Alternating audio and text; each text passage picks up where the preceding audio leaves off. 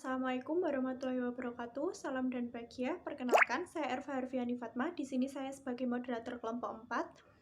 Materi hakikat, prinsip, manfaat, dan jenis media pembelajaran yang beranggotakan M. Ranto Prandi, Retno Nur Hasanah, Dea Dwi Cahya, saya sendiri, Meliana Citra, dan Tari Mahetri.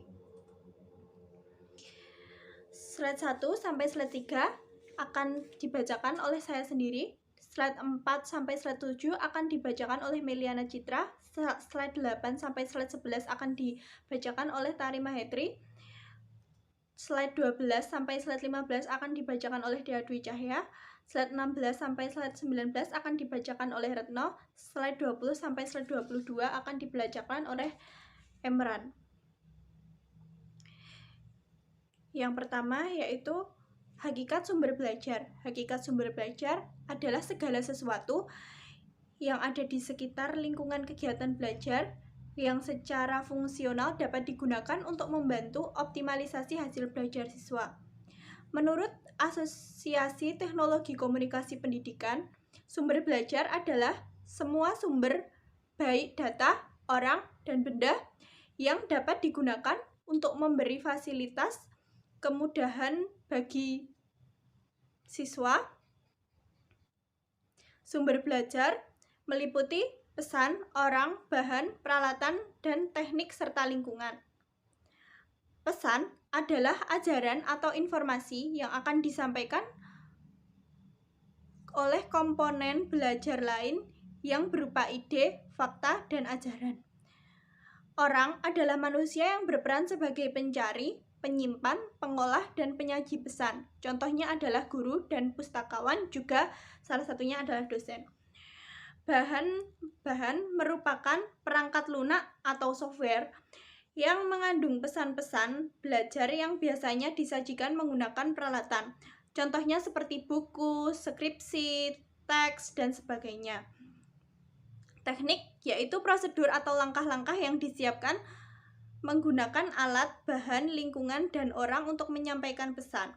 Misalnya seperti demonstrasi, diskusi, rapat, dan sebagainya. Slide selanjutnya akan disampaikan oleh teman saya, Meliana Citra. Lingkungan dibedakan menjadi dua macam, lingkungan fisik dan lingkungan non-fisik. 1. Contoh lingkungan fisik. Misalnya gedung sekolah, perpustakaan, laboratorium, aula, pasar, kebun, bengkel, dan pabrik. 2. Contoh lingkungan non-fisik. Tata ruang belajar, ventilasi udara, cuaca, kebisingan atau ketenangan lingkungan belajar. Sumber belajar ditinjau dari tipe atau asal-usulnya. Sumber belajar dirancang yaitu sumber belajar yang memang sengaja dibuat untuk tujuan pembelajaran. Sumber belajar semacam ini sering disebut bahan pembelajaran. Contohnya adalah buku pembelajaran dan modul. Sumber belajar yang sudah tersedia dan tertinggal dimanfaatkan, yaitu sumber belajar yang tidak secara khusus dirancang untuk keperluan pembelajaran, namun dapat ditemukan di pilihan dan dimanfaatkan untuk keperluan pembelajaran. Contohnya penjabat pemerintah dan tenaga ahli. Prinsip-prinsip pengembangan media pembelajaran. Yang pertama, efektivitas media pembelajaran. Prinsip utama pemilihan media pembelajaran adalah efektivitas media pembelajaran dalam mencapai tujuan pembelajaran serta efektivitasnya membantu siswa memahami materi pembelajaran yang akan disajikan. Yang kedua, taraf berpikir siswa. Media pembelajaran juga harus dipilih berdasarkan prinsip taraf berpikir siswa. Benda-benda yang bersifat konkret lebih baik digunakan sebagai media pembelajaran bila dibandingkan media yang lebih abstrak. Yang ketiga, interaktivitas. Makin interaktif media, makin bagus media pembelajaran itu karena lebih mendorong siswa untuk terlibat aktif dalam belajar. Prinsip-prinsip pengembangan media pembelajaran. Yang pertama, efektivitas media pembelajaran.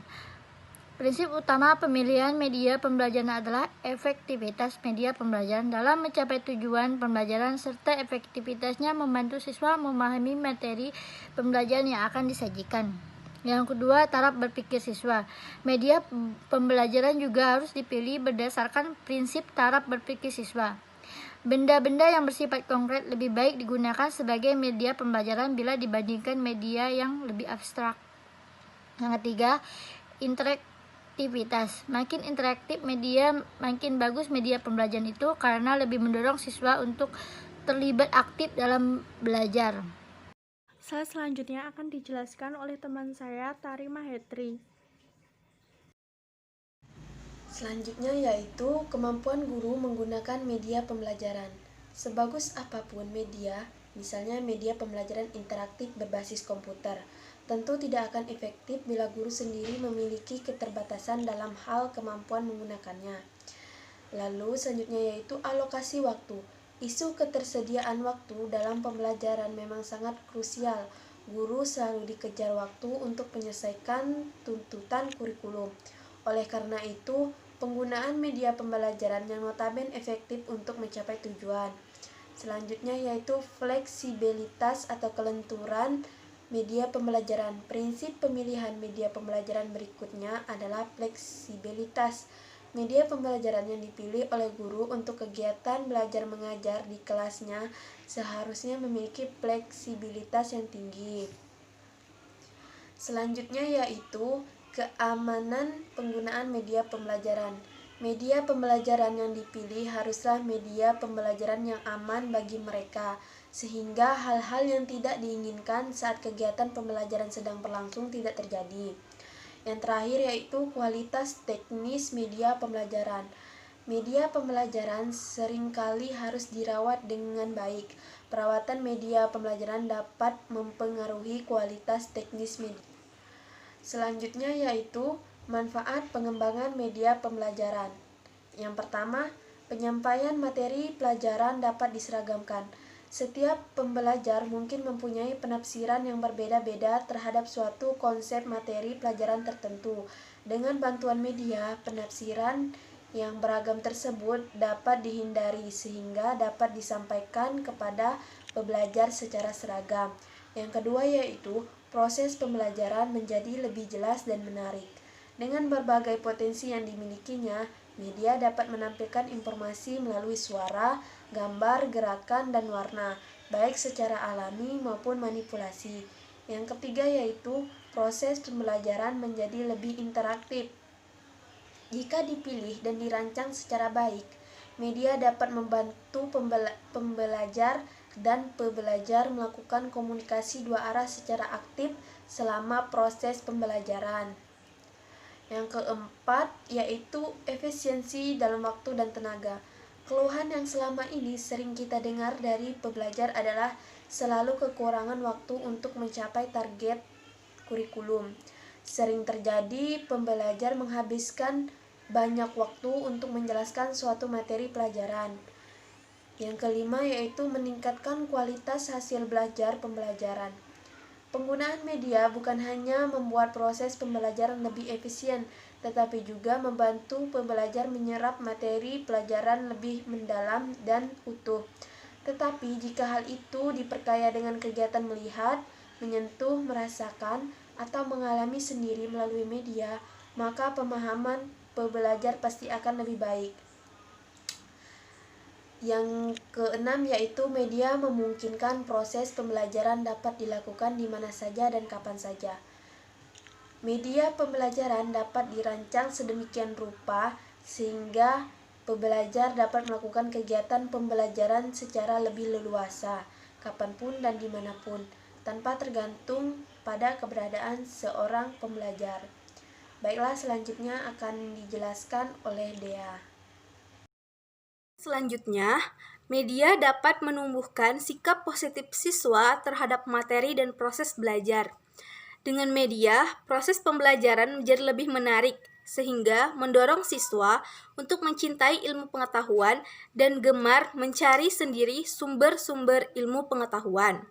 Kemudian selanjutnya, mengubah peran pembelajaran ke arah yang lebih positif dan produktif.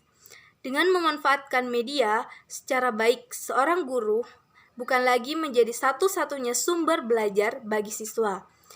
Seorang guru tidak perlu menjelaskan seluruh materi pembelajaran karena bisa berbagi peran dengan penggunaan media. Selanjutnya, Media dapat membuat materi pembelajaran yang abstrak menjadi lebih konkret. Misalnya, dalam mengidentifikasi bentuk pasar, kegiatan ekonomi masyarakat dapat dijelaskan melalui media gambar pasar, dari yang tradisional sampai pasar yang modern. Demikian pula, materi pembelajaran yang lebih rumit dapat disajikan secara lebih sederhana dengan bantuan media. Selanjutnya, media juga dapat mengatasi kendala keterbatasan ruang dan waktu. Sesuatu yang terjadi di luar ruang kelas, bahkan di luar angkasa, dapat dihadirkan di dalam kelas melalui bantuan media. Demikian pula, beberapa peristiwa yang telah terjadi di masa lampau dapat kita sajikan di depan siswa sewaktu-waktu untuk menjelaskan materi pembelajaran. Selanjutnya, media dapat membantu mengatasi keterbatasan indera manusia. Objek-objek pelajaran yang terlalu kecil, terlalu besar, atau yang terlalu jauh dapat dipelajari melalui bantuan media. Demikian pula, objek berupa proses ataupun kejadian yang sangat cepat atau yang sangat lambat dapat kita saksikan dengan jelas melalui media dengan cara memperlambat atau mempercepat kejadian tersebut.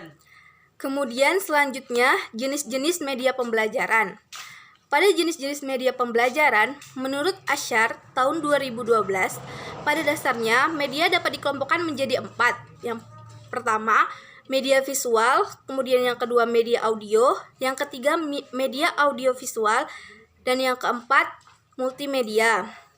Yang pertama, media visual, yaitu jenis media yang digunakan hanya mengandalkan indera penglihatan semata-mata dari peserta didik.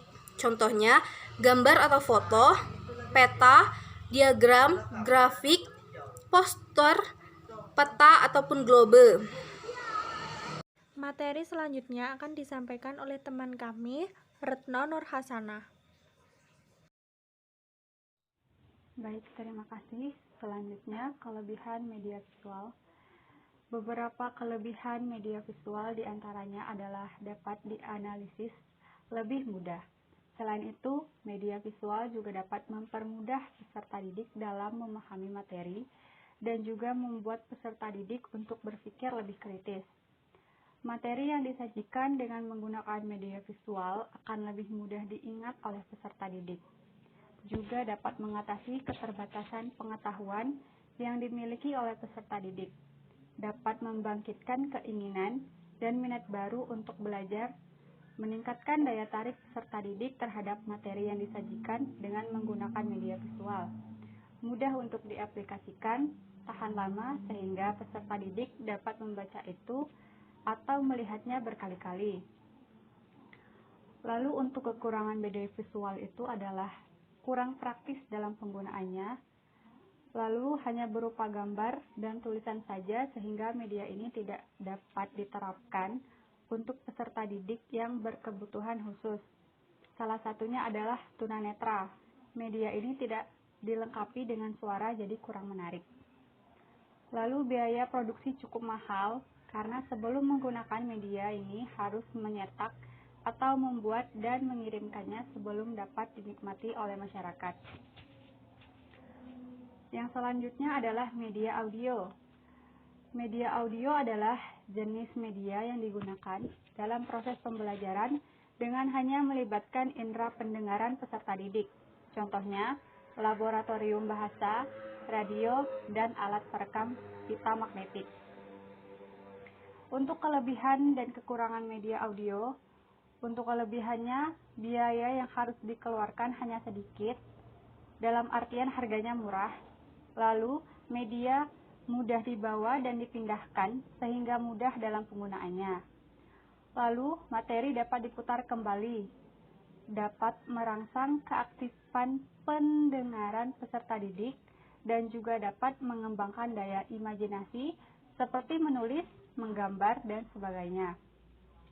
Lalu untuk kekurangan media audio adalah media ini bersifat abstrak karena hanya berupa suara saja sehingga pada hal-hal tertentu juga memerlukan bantuan visual. Lalu karena media audio ini bersifat abstrak, pemahaman pengertiannya hanya bisa dikontrol melalui kata-kata atau bahasa serta susunan kalimat. Dan media ini akan berhasil jika diterapkan bagi mereka yang sudah mempunyai kemampuan dalam berpikir abstrak. Media ini tidak dapat diterapkan oleh peserta didik yang berkebutuhan khusus, lebih tepatnya bagi mereka yang tidak bisa mendengar atau tunarungu. Lalu media audiovisual.